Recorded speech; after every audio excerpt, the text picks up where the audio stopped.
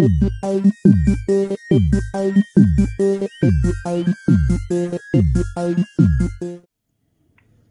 शनिदेव सभी को। आज हम मनु भैया जी से कुछ सवाल पूछने वाले हैं। हमारे पास यहाँ पर 2 सवाल आए हैं लोगों के।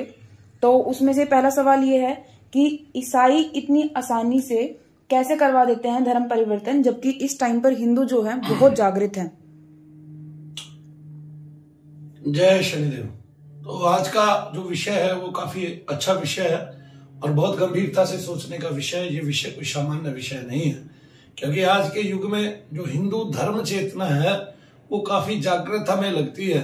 और जबकि सरकार के भी कई नियम बन चुके हैं कि इस समय अगर कोई किसी का जबरदस्ती या जबरन धर्म परिवर्तन कराता है तो उसकी सजाएं भी लिखी हुई हैं और उस पे कानून की धाराएं भी लगती हैं।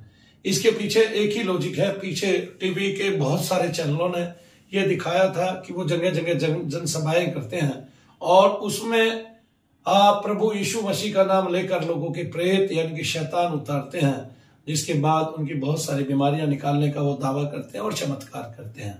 ऐसा ही होता भी है, ऐसा ही होता भी है। क्यों? क्योंकि मैंने आज के युग में सिद्ध कर दिखाया है। इन ईसाइयों ने पहले तो जहां भी भूत प्रेत शब्द आता था, जो हिंदू लोग यूज करते थे, उपयोग में लेके आते थे, उसको ढोंग, ढकोसला और अंधविश्वास का नाम दिया और फिर इन्होंने अपने मुताबिक काम करना शुरू कर दिया। कैसे कि जब भी भूत प्रेत शब्द कहीं भी आया, कैसे भी आया, इन्होंने हिंदुओं के मन में, क्योंकि आज भी जितने भी डॉक्टर हैं वो ज्यादातर आप देखेंगे जो ईसाई कंट्रीज हैं वहां पर वो MBBS MD करके आए हुए हैं। और जहां भी भूत प्रेत शब्द का जिक्र आया, जबकि भूत प्रेत शब्द कोई बुरा नहीं है। प्रेत का शब्द होता है प्राप्त हुआ। आपको पता है मरने के बाद 3 योनि होती हैं। ये कहीं और लिखा नहीं हुआ है हिंदू धर्म ग्रंथों के अलावा। एक प्रेत योनि, एक देव योनि और एक पितृ योनि। पितृलोक अलग है। हमारे जो भी भगवान है, भगवान शंकर हैं, वो उनके साथ प्रेतादिगण भी चलते हैं। और 18 पुराण में से कम 12 पुराण में जो मैंने साबित कर दिया है, प्रेत शब्द का जिक्र आता है। प्रेतों के साथ भगवान का भी युद्ध दिखाया गया है और श्रीमद् भागवत कथा प्रेत के उद्धार पे खत्म होती है। महाभारत भी जो है उसमें भी प्रेतादिकों का जिक्र किया गया है, यक्ष का जिक्र किया गया है। यक्ष प्रश्न है, सवाल है और इस तरह से हम बहुत सारी चीजें देखते हैं जो समाज में हमारे में पहले से व्याप्त थी, लेकिन बहुत सही तरीके से थी। उन्हीं तरीकों को गलत भी कर दिया गया, उल्टा भी कर दिया गया, अवांछनीय भी घोषित कर दिया गया।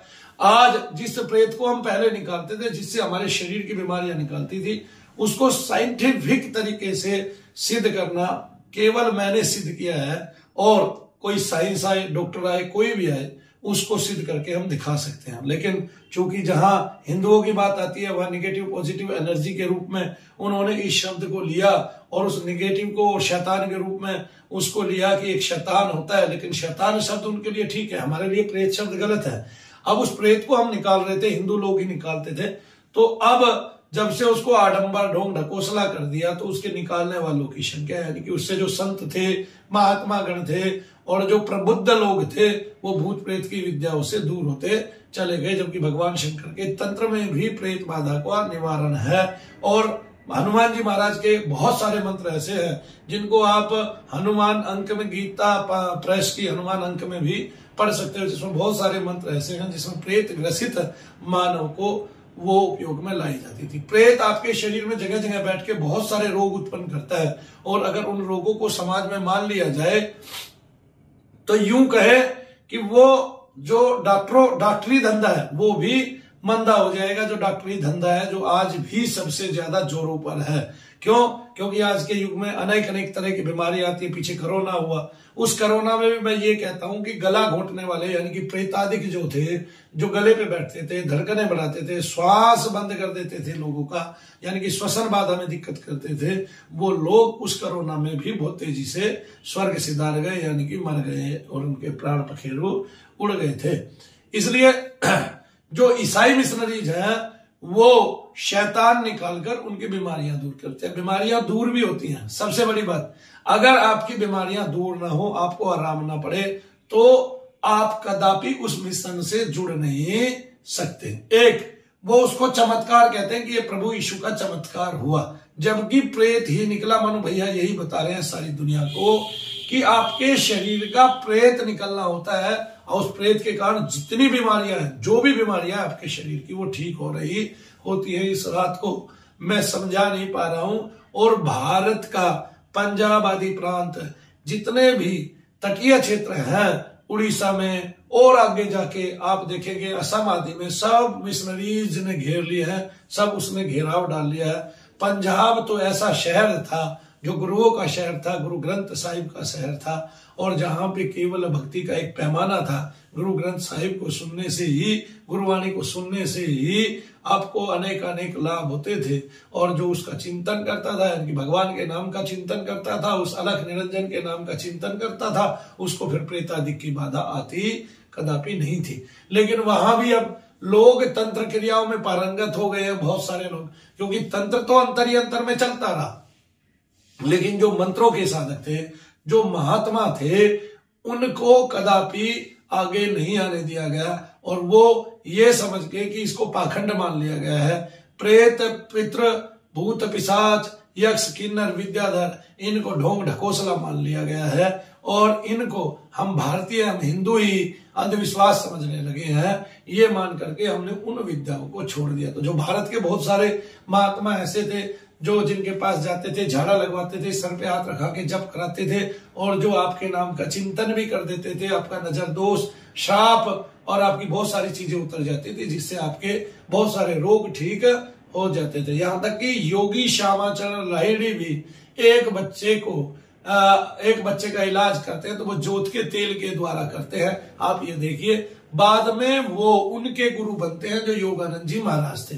उदाहरण हमारे पास सारे के सारे हैं, संत परंपरा से भी सारे के सारे हमारे पास उदाहरण है। लेकिन हमने ईसाई मिशनरीज को इसलिए बढ़ावा दिया कि ईसाइयों ने हमारे बहुत सारे शब्दों को पहले हमारी भाषा के साथ छेड़छाड़ की। जैसे तू जो शब्द आता है उसमें समभाव, सर्वभाव सम्मिलित है, उसको हम भगवान के लिए तो यूज कर सकते हैं, लेकिन अपने लिए करेंगे तो गाली है। कोई किसी को तू कह दे तो उसको गाली बना दिया इन्होंने।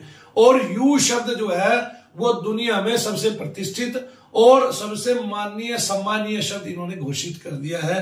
तो ईसाइयत तो वहीं से चालू हो गई थी जहां हमारी शिक्षा के साथ छेड़छाड़ हुई, हमारे शब्दों के साथ छेड़छाड़ हुई, हमें पता ही नहीं चला। आज इसके अलावा भी आज ये ऐसे जो है मिशन के तहत ऐसे ऐसे शब्दों का उपयोग करते हैं, जैसे राम जो है ढोल गवार शूद्र पशु नारी सकल ताड़ना के अधिकारी।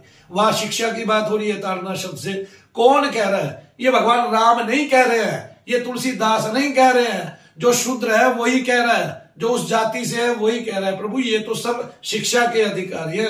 वो हाथ जोड़कर कह रहा है, राजा गू कह रहे हैं इस बात को, वो समझ ही नहीं रहे हैं क्या कह रहे हैं। भगवान राम ने तो राजा गू को गले लगाया, भिल्ली का झूठा खाया। भगवान राम ने भिल्ली से प्रेम किया, भगवान राम ने जटायु से प्रेम किया। पशु पक्षी है नीच जाति कुल नाम, बिना योग जब तप किए गए तुम्हारे धाम। तो पशु निषाद खग भीलनी, नीच जाति कुल नाम, बिना योग जप तप किए गए तुम्हारे धाम। इनको तो बिना योग, कोई योग नहीं करना पड़ता, ठीक है ना। जो कहता है मैं ब्राह्मण उसको दुनिया भर के योग करने पड़ते हैं, लेकिन भगवान ने इन सबको गले लगा के ये साबित कर दिया कि मुझे सब प्रिय है। जातियां तुम बांट लो, विभाग तुम कर लो, शूद्र तुम बन जाओ, उच्च तुम बन जाओ, लेकिन भगवान को तो सभी प्रिय है। सब भूतों के हृदय में अर्जुन मैं विराजता हूं, सबके हृदय में मैं निवास करता हूं। इसलिए जब आप गलत अर्थ निकालने लग जाते हैं, आपकी शब्दावली गलत हो जाती है, आप जब भगवान के नाम का अर्थ ही गलत निकाल देते हैं, तब क्या होगा? तब धर्म परिवर्तन होगा ही होगा। मेरे पास पंजाब के कई ऐसे जो शैतान निकालते हैं हालेलुया कह के, उनकी कई वीडियो ऐसी हैं जिन्होंने उसमें उन्होंने आदमी को ठीक करने की गारंटी ली, धर्म भी परिवर्तन करा दिया और ठीक भी नहीं हुए। ऐसी कई वीडियो मेरे पास है, आज भी है, अभी भी है, मेरे गूगल पे है, आगे ना, लेकिन वो हमने डाली नहीं है क्योंकि इनका मिशन इतना बड़ा है कि आप लोगों के बस की पार पाना है नहीं। बस आप लोगों ने वो तैयार करने हैं लोग जो प्रेत निकालते हैं, बहुत शुद्ध तरीके से, साइंटिफिकली तरीके से, बहुत प्रूवन तरीके से, आगे ना। यानी कि मैं जब इस क्रिया को करके दिखा रहा हूं आज सारी दुनिया को, इतने साफल्य तरीके से करके दिखा रहा हूं कि अगर लोग इस वीडियो को ही गौर से देख लेंगे और आने वाले पिछले 10 दिन की वीडियो हमारी शनिधाम मनु भैया जी ट्रस्ट के चैनल पे देखेंगे या आप लाइव देख रहे हैं इसी चैनल पे लाइव देखेंगे, तो आपको यकीनन ये परवाह आएगा कि हाँ, भारत में कोई है जो अपनी मर्यादा को, अपने चिंतन को, अपनी सनातन धारा को और हिंदू धर्म में होने वाले परिवर्तन को इन विचारों से रोक सकता है। सबसे पहले तो प्रेत शब्द से हमें डरना नहीं है। एक प्रेत जो है वो ऐसा नहीं है कि कोई बहुत बड़ी ताकतवर चीज है और वो शरीर से बाहर निकल के शैतान के जैसा दिखता है। हम अंधेरे में जो डरते हैं वो हमें डरना बंद करना पड़ेगा। हमारे बच्चे जो डरते हैं उनको भी डरना बंद करना पड़ेगा। आज मनु भैया की नकल करते हैं छोटे छोटे बच्चे, सर पे हाथ रख के कहते हैं ए चला जा शैतान, मार डालूंगा तुझे, मेरी मम्मी के शरीर को छोड़ दे। तो वो प्रेत जो है वो शरीर में जब प्रविष्ट होता है तो वो बिंदु मात्र होता है और उसका श्याम वर्ण होता है। फिर वो धीरे धीरे कब्जा कर लेता है, शरीर में बढ़ जाता है। मनु भैया उसको छोटा करते जाते हैं।